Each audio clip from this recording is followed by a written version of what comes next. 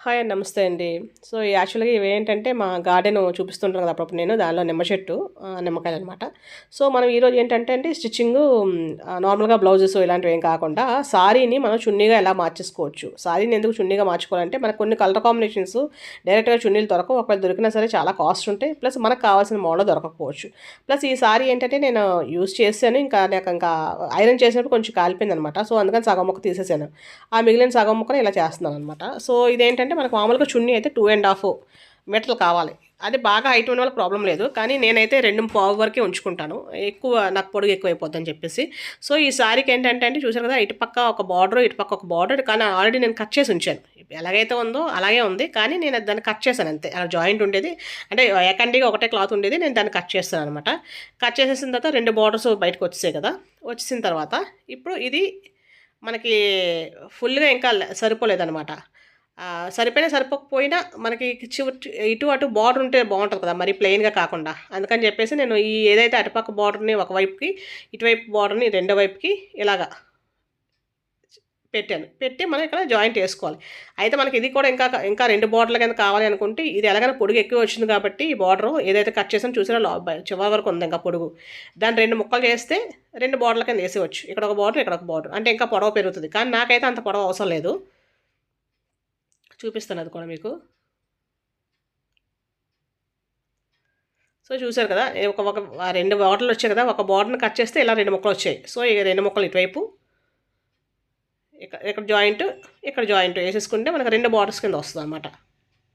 పొడవు కూడా ఎక్కువొస్తది. చున్నీ పొడవు కూడా. పొడవుగా ఇంకా ఎక్కువ పొడవు కావాలనుకునే వాళ్ళకి. సో, కానీ నేనైతే ఒకటే ఏసానండి. అది చెప్పాను కదా! నాకు సరిపోదు 2:15 వరకు సరిపోద్ది. 2 కూడా సరిపోద్ది. 2:15 అయితే నాకు ఇంకా బావుంటదనమాట. సో, అలా జాయింట్ బార్డర్‌లు ఏసేసిన తర్వాత, ఈ మిగతాది కూడా మరి ఆల్రెడీ ముందు బార్డర్స్ కట్ చేసాం కదా! అక్కడ దారాలు పీసులొచ్చేస్తాయి కాబట్టి, అది కూడా చున్నీ మొత్తం జస్ట్ చిన్న 2 ఫోల్డ్స్ చిన్నయి మడత పెట్టుకొని కుట్టేసేసుకోవాలి. ఇలా చాలా చున్నీస్ అయితే నేను డిజైన్ ఎలా చేయాలని చూపించానండి. డైరెక్ట్‌గా క్లాత్ కొని కూడా చేస్తాడు. మా అనార్కలి స్టిచ్ చేసుకోవాలనుకోండి, దానిలో ఇంకొక 2 మీటర్లు ఎక్స్‌ట్రా కొంటాననమాట. అప్పుడు దాన్ని చున్నీ కింద యూజ్ చేసుకో అంతేగాని మన చున్నీ కోసం ఎక్కడ ఎతికినా సరే చున్నీలు చాలా దగ్గరలో మనకు మ్యాచ్ అవ్వవు తెలిసిపోద్ది. దీని మీద చున్నీ కాదు అన్నట్టు. అందుకని చెప్పేసి ఇలా చేసుకుంటే మన ట్యాజిల్స్ అన్నీ మనమే ఏసుకోవచ్చు. దీనికి కూడా ట్యాజిల్స్ ఏసని చూపిస్తాను నేను.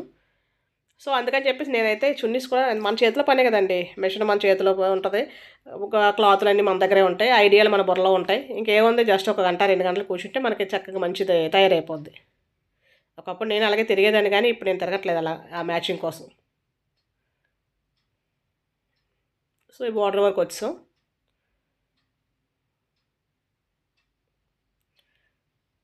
అంతే అండి. మొత్తం అలా 4 వైపులు మొత్తం ఏసేసిన తర్వాత, ఇప్పుడు మనకు చున్నీ ఇలాగొచ్చింది. సో, ఈ చున్నీలో ఇంకా ముక్కలుంటాయి కదా! ఆల్రెడీ నేను 2 ముక్కలని చెప్పాను కదా ఫస్టు. ఒక ముక్కే కదా ఏసాం మరి.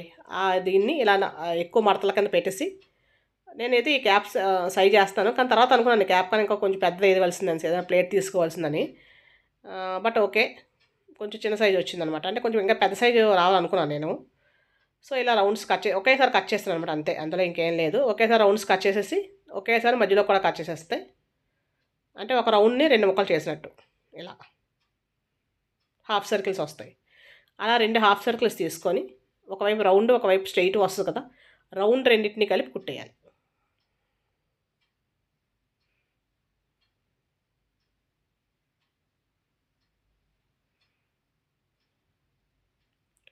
దీన్ని తిరగేసేద్దాం.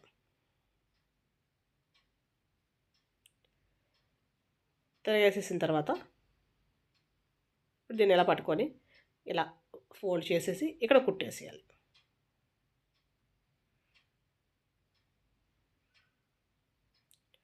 ఎక్స్ట్రాగా ఉన్నదాన్ని కట్ చేసేద్దాం. తిప్పేద్దాం. చూసారు కదండీ! ఇలాగ కోన్‌లాగా వచ్చింది కదా! ఇప్పుడు ఈ అంచు వైపు ఏదైతే బార్డర్ ఫస్ట్ ఏసామో దానికి ఇలా దీన్ని సూది దారం ఎక్కించి మామూలు సూది దారం జస్ట్ సూదిని ఈ కింద నుంచి ఆ కార్నర్ దగ్గరికి ఎక్కించేసి దీనికి ఇలా పూసలు నేనైతే మెటాలిక్ పూసలేస్తాను. మీ ఇష్టం. మీ దాన్ని బట్టి గ్రీన్ ఏసుకోవచ్చు. దీనికి వైట్ ఏసుకోవచ్చు. ఏదైనా ఏసుకోవచ్చు. ఇలా కుట్టేసి వెనకాతల వైపు జస్ట్ 2 టాకాలేసేయడమే అంతే.